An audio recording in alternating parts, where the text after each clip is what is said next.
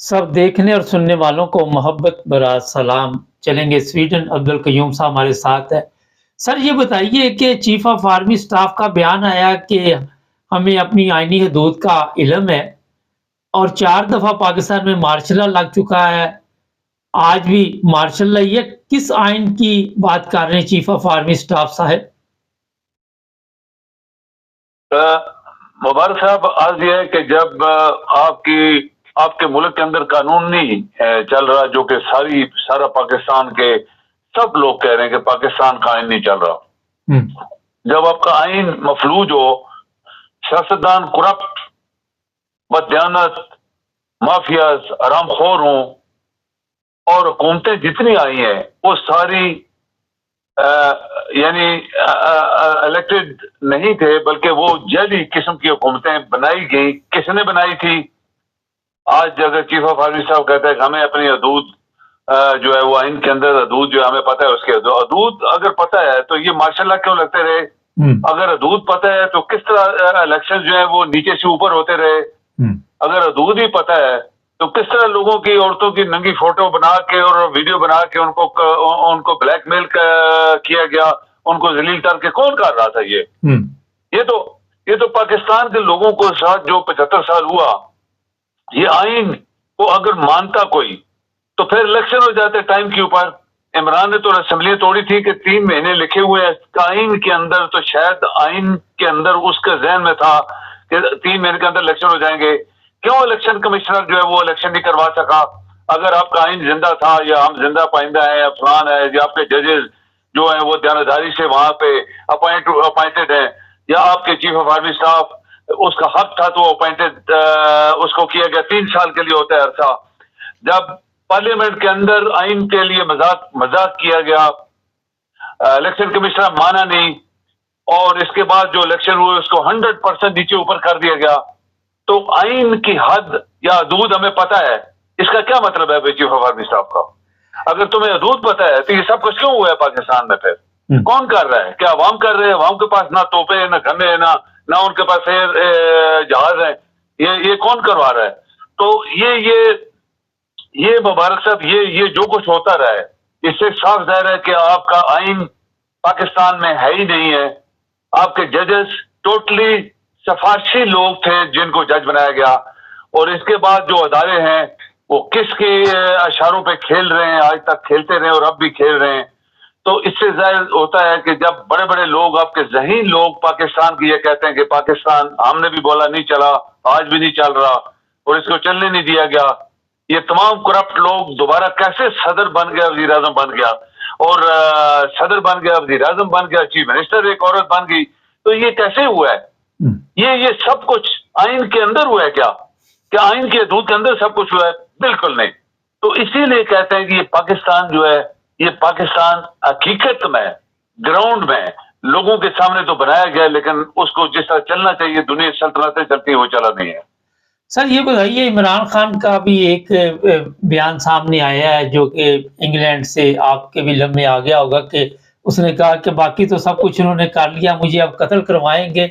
और ये भी जो बातें आइन की कर रहे हैं उन पे इल्जाम लगा रहा है इमरान खान। आप क्या कहते हैं?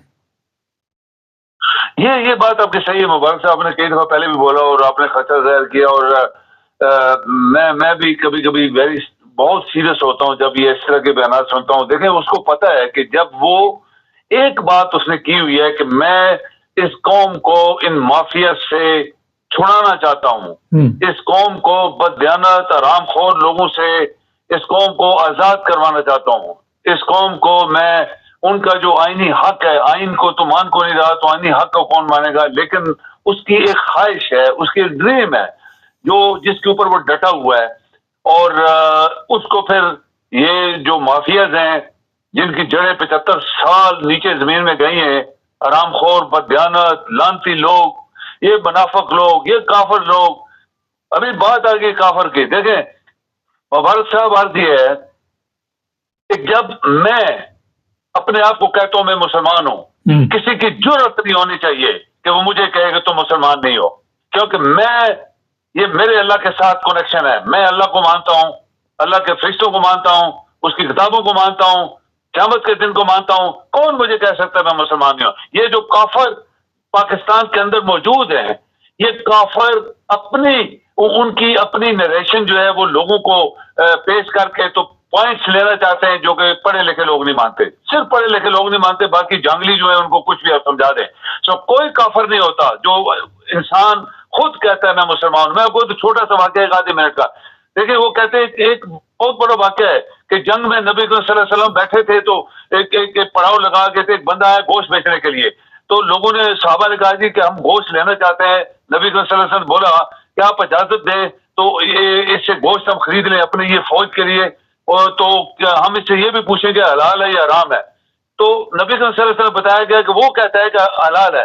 تو ایک نبی ہو کے جس کے ساتھ غیرت اللہ کا کنیکشن ہوتا ہے، اس نے بولا اگر یہ شخص کہتا ہے کہ حلال ہے تو میں اس کو حلال مانتا ہوں، کیونکہ یہ شخص خود کہہ رہا ہے حلال ہے. آپ دیکھیں یہ کتنی بڑی بات ہے. تو یہاں پہ جو ہمارے پاکستان کے اندر کافر پونا چل رہا ہے، دوسروں کو تو کافر تو کافر تو کافر، حقیقت میں یہ خود کافر ہوتے ہیں. بس اس کو میں ادھر ہی ختم کرتا ہوں. ابھی دیکھیں مبارک صاحب آج یہ ہے کہ جب پاکستان کے اندر آئین کو کوئی نہیں مان رہا، جو لکھا گیا اس کو کوئی نہیں مان رہا، نہ جج مان رہے ہیں، نہ آپ کی آرمی مان رہی ہے، نہ آپ کے ادارے مان رہے ہیں، نہ آپ کے سیاستدان جو دنیا کے کرپٹ ترین جو لوگ ہیں وہ آج حکومت میں. پہلے بھی یہی تھے، پھر ان کو بلا لیا. کس نے بھیجا ہے؟ ایک آدمی ریٹائر ہو جاتا ہے، اس کو دوبارہ چیف آف آرمی، اس کو آرمی چیف آف آرمی صاحب بنایا جاتا ہے. اس کے پیچھے کتنے قابل ترین لوگوں نے کتنی دفعہ ریزائن دیے، جو بھی ایکسٹینشن لیتے رہے، قابل ترین جنرلوں کو ریزائن دینا پڑا. کیوں؟ وہ پاکستان کے جنرل نہیں تھے، لیکن قابل ترین لوگوں کو آنے نہیں دیا جاتا. یہ پاکستان کی ہسٹری ہے، اور یہی وجہ ہے کہ آپ کا ملک آج تک 2 قدم آگے نہیں گیا. ہمیشہ 10 قدم پیچھے جاتا رہا، لیکن 2 قدم آگے نہیں گیا. اس کی یہاں بددیانت قیادت، بددیانت لوگوں کو بڑے بڑے عہدے دینا، اور بددیانت لوگ جو رشوت پیسہ حرام کا کمایا ہوا پارلیمنٹ میں آنا، بددیانت لوگ جو ہے وہ صدر وزیر اعظم کا بنانا، منسٹر بننا، آپ کے سامنے کی بات ہے. تو پھر آپ کا پاکستان نہ چلا ہے نہ چلے گا. سر یہ بتائیے کہ فضل الرحمان گولڈن جوبلی منا رہا ہے، آپ سمجھ رہی ہیں کہ پاکستان کی پارلیمنٹ نے کوئی ایسا فیصلہ کیا کہ لوگوں کو کہا کہ آپ مسلمان نہیں ہیں، اس سے کوئی پاکستان کو فائدہ پہنچا ہو؟ یہ سب فراڈ ہے. مبارک صاحب ہم نے بہت بات کی ہے کہ یہ پتہ نہیں ان کو بیماری ہے، ایک خاص بیماری ہوتی ہے کچھ لوگوں کے اندر. وہ کہتے ہیں وہ چوری سے شاید باز آ جائے کہ ہیرا پھیری سے باز نہیں آتا. یہ وہ ہیرا پھیری ہے. یہ ملے جو ہے یہ اینڈ کے اوپر آ کے اس طرح کی کہانیاں بناتے ہیں. پھر جبکہ آپ فرقوں کی بات نہ کریں، جو مرضی ہے دونوں فرقے پاکستان میں اسلام کے، تو کون کافر ہے کون مسلمان ہے کون کہہ سکتا ہے؟ کوئی بھی نہیں کہہ سکتا. ہاں تو جی یہ فضل الرحمان جو سیاست کی طرف اس نے باتیں کی ہیں، ہم اس کو تھوڑا مان رہے تھے کہ چلو جی شاید یہ سنبھل گیا ہے تو یہ بھی سچی باتیں کرنا شروع ہو گیا ہے. عمران کو کہتا ہے یہ سچا ہے، یہ غدار نہیں ہے، یہ عمران ہی سچا تھا، یہ سب فراڈی لوگ ہیں، بددیانت لوگ ہیں. تو اس کے اوپر چلنا. نئے الیکشن کل اس نے بولا کرواؤ، ٹھیک ہے کرواؤ، نئے الیکشن ہونے چاہیے. الیکشن کمشنر بددیانت شخص ہے، بہت بڑا بددیانت ہے. اس کے اوپر تو ہم تو پہلے کہہ رہے ہیں اس کو پھانسی دو، اور بھی بہت سارے لوگوں کو پھانسی دو جو پاکستان کا پیسہ کھا گئے، چلنے نہیں دے رہے. تو یہ فضل الرحمان جو ہے یہ بھٹکتا ہے جب تو ایسی حرکتیں کرتا ہے، لیکن اگر یہ اپنی لائن کے اوپر سیاست والی لائن کے اوپر چلے، صحیح دیانتداری سے باتیں کرے، تو بہت سارے لوگ شاید اس کو سپورٹ کریں گے. سر یہ بتائیے کہ میں دیکھ رہا تھا کہ انگلینڈ میں انہوں نے بتایا کہ جو سرکاری گاڑیاں ہیں وہ پتہ نہیں 100 ہے کہ تھوڑی کم زیادہ ہے. ہمارے اسلام آباد میں بتایا جا رہا پتہ نہیں کتنے ہزار سرکاری گاڑیاں ہیں، اس کا تمام جو خرچہ ہے وہ ٹیکس سے دیا جاتا ہے. کیا ہو رہا ہے؟ سرکار کیا کر رہی ہے وہاں پہ ان سرکاری گاڑیوں کے ذریعے؟ مبارک صاحب آپ حیران ہوں گے کہ پاکستان ایک ایسا ملک ہے جس میں کوئی کسی کو پوچھتا نہیں ہے. حیرانگی کی یہ بات ہے کہ ایک پارٹی کا لیڈر جو کسی پارٹی کا لیڈر ہے، آپ ایک کسی پارٹی بناتے ہیں اس کے لیڈر بن جاتے ہیں، آپ کو گاڑیاں مفت، آپ کو پولیس مفت، آپ کے گھر بار مفت، آپ کے سب لوٹ رہے ہیں پاکستان کو. پاکستان ویسے کنگال تو نہیں ہوا نا.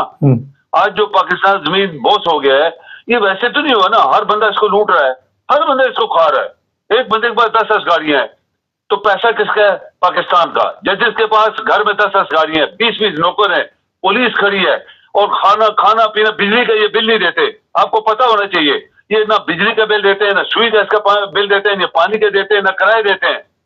خربوں روپے اس وقت، خربوں ڈالرز میں بولوں گا کہ پاکستان کے ادارے جو ہیں وہ پاکستان کی بجلی، پانی، سوئی گیس، اس طرح کی چیزیں. یہ پی آئی اے کیوں کنگال ہو گیا؟ اس کو کسی نے آنا نہیں دیا. ریلوے کیوں کنگال ہو گیا؟ جو جاتے ہیں کرایہ نہیں دیتے. اسٹیل مل اسی طرح بیٹھ گئی ہے. اس کو یہ کراچی میں جہاں ایک دنیا کا کرپٹ ترین شخص زرداری اور کراچی میں بیٹھا ہے، پورا کراچی آج تک کسی نے صفائی نہیں کرائی. خربوں روپے اس کو ملتے ہیں سال کے، تو زرداری وہاں بیٹھا ہوا ہے. تو اسی لیے پورا ملک لوٹا گیا. تو آپ یہ دیکھیں کہ ایمبیسی میں بھی اسی طرح، ہر جگہ اسی طرح یہ پاکستان کی دولت جو ہے وہ ضائع چلی گئی ہے، اور پاکستان کے عوام کے لیے کسی نے کام نہیں کیا. اور اسی لیے ہم وہ ٹوکرے پیچھے رکھ کے، وہ جیسے پتی چائے کاٹتے ہیں تو ٹوکرے پیچھے لگائے ہوتے ہیں اردو مردوں نے، لگا کے گلی گلی محلے محلے لوگوں سے پیسے مانگ رہے ہیں. شرمناک جو باتیں کرتے ہیں پارلیمنٹ کے اندر، میں وزیر اعظم، میں فلاں، میں صدر. یہ صدر آپ کا پاگل ہے. میں آپ کو بتاؤں مبارک صاحب، یہ صدر نیم پاگل ہے. اس کا دماغ نہیں کام کر رہا تھا. کس نے اس کو صدر بنا دیا؟ یہ لاہور کے گنڈے، قاتل، بڑے بڑے قاتل، زرداری بھی قاتل ہے. یہ بڑے بڑے قاتلوں کو کس نے صدر، وزیر اعظم، منسٹر بنایا ہوا ہے؟ کوئی ہے نا پیچھے جو کہتا ہے کہ ہمیں آئین کی حدود پتہ ہے؟ تو تمہیں آئین کی حدود پتہ ہے کہ یہ لوگ کیسے پارلیمنٹ میں آ گئے جن کا حق ہی نہیں تھا؟ کس نے کروایا؟ یہ بات ہے جس کے اوپر انکوائری ہونی چاہیے. سر آخر پہ یہ بتا دیجئے کہ کوئی ایسا ادارہ آپ کے ذہن میں آتا ہو جس میں کوئی ایسے حالات ہوں کہ وہ عوام کی خدمت کر رہا ہو. کل پاسپورٹ آفس شیخ پورا کی ایک ویڈیو چل رہی تھی، وہ ٹوکن دے رہا ہے 1500 روپے کا، 1500 روپے کا ٹوکن دے رہا ہے دکان والا بیٹھ کے. ایک منٹ مبارک صاحب، پورا پاکستان جو ہے اس وقت کرپشن کے زد میں ہے. اس لیے کہ آپ کا صدر کرپٹ ہے، آپ کا وزیر اعظم کرپٹ ہے، آپ کے منسٹرز کرپٹ ہیں، آپ کا پارلیمنٹ کرپٹ ہے، آپ کے سارے جو ان کے نیچے ادارے وہ سارے کرپٹ ہیں. تو بتائیں پھر پاکستان کا کون سا ادارہ کام کر رہا ہے جو دیانتداری کر رہا ہے؟ وہ کیسے کرے گا؟ نہیں کر سکے گا، کیونکہ اوپر سے پورے جو اس کے اوپر چھتری ہے وہ پوری کرپشن کے اندر ہے. تو پھر نیچے والے سارے کرپٹ ہیں. ایک بھی ادارہ نہیں ہے پاکستان کا. اچھا سر، ایک سوال میرے ذہن میں آیا، بڑا اہم تھا، کہ جو بشرا بی بی ہے اس کی بیٹی میدان میں آ گئی ہے. وہ قرآن پاک لے کے سوشل میڈیا پہ بیٹھی ہوئی ہے کہ میری والدہ نے عدت کے دن پورے کیے تھے اور یہ ان کے اوپر جھوٹا الزام ہے، میرے والد کسی پریشر میں آئے ہوئے ہیں. ان کو کیا حق حاصل ہے؟ اگر یہ سب گواہی دے رہے ہیں تو پھر کس چیز کے کیس بنائے ہوئے ہیں انہوں نے عمران خان پہ اور سندھ پہ؟ مبارک صاحب، میرے خیال میں یہ جو کرپٹ مافیا ہے پاکستان کے اوپر جو 75 سال سے ہے، ان کا کام ہے کہ ابھی گھر گھر کیمرے لگوا دیں کمروں میں، ٹھیک ہے، پھر خوش رہیں. اس کے ساتھ آپ کا ادارے کے سارے سربراہ بھی بیٹھیں اور فلمیں دیکھیں. کسی کا کوئی کام نہیں ہے کسی کی ذاتی زندگی کے اندر مداخلت، کسی کی ذاتی عقیدے کے اندر مداخلت، کسی کے ذاتی کام کے اندر مداخلت. کسی شخص کا کوئی بھی آئین دنیا کا جو ہے وہ اجازت نہیں دیتا. لیکن پاکستان ہے، وہاں سب کچھ ممکن ہے. جو کچھ پاکستان میں آج غلاظت پھیلی ہوئی ہے.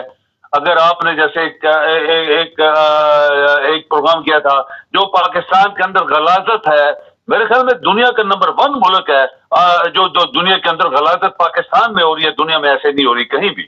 جی بہت شکریہ آپ کا سر. جی تھینک یو. ناظرین، یہ بڑی حیرانگی کی بات ہے کہ اب ایک سوال ہے کہ جس طرح اذیت بچوں کو دی جاتی ہے، عدت پوری نہیں کی، نکاح نہیں ہوا، یہ نہیں ہوا، وہ نہیں ہوا. وہ کہتی بچی کہ میرے اوپر کیا گزری ہے.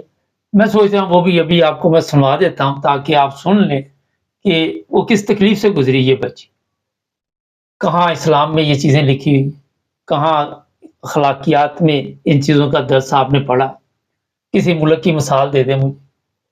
تو سنتے ہیں یہ بچی کیا کہتی ہے، کیونکہ یہ سنانا بھی آپ کو بہت ضروری ہے. اس طرح کی باتیں سننا بہت ہمارے لیے بہت تکلیف ہے، اور میں کبھی سوچ بھی نہیں سکتی تھی کہ اس طرح ویڈیو بنا کے ہم کو کریکٹر کو ڈیفینڈ کرنا پڑے گا. لیکن پھر دوسرا ان کی بات کی گئی تھی کہ عدت میں انہوں نے کہا کہ میرے بہن بھائی کیونکہ چھوٹے تھے، ماما گھر میں ہی عدت جو شرعی عدت ہوتی ہے وہ ٹائم پورا کر کے گئی تھی. ماما کا روم الگ ہوتا تھا بابا سے.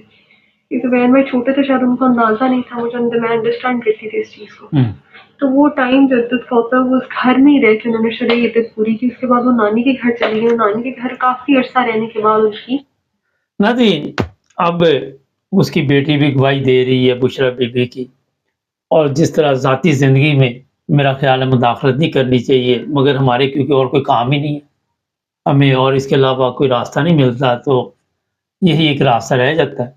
بہرحال اس پر بھی سوچنا چاہیے. ہمارے چینل کو سبسکرائب کریں، جڑے رہیں ہمارے ساتھ.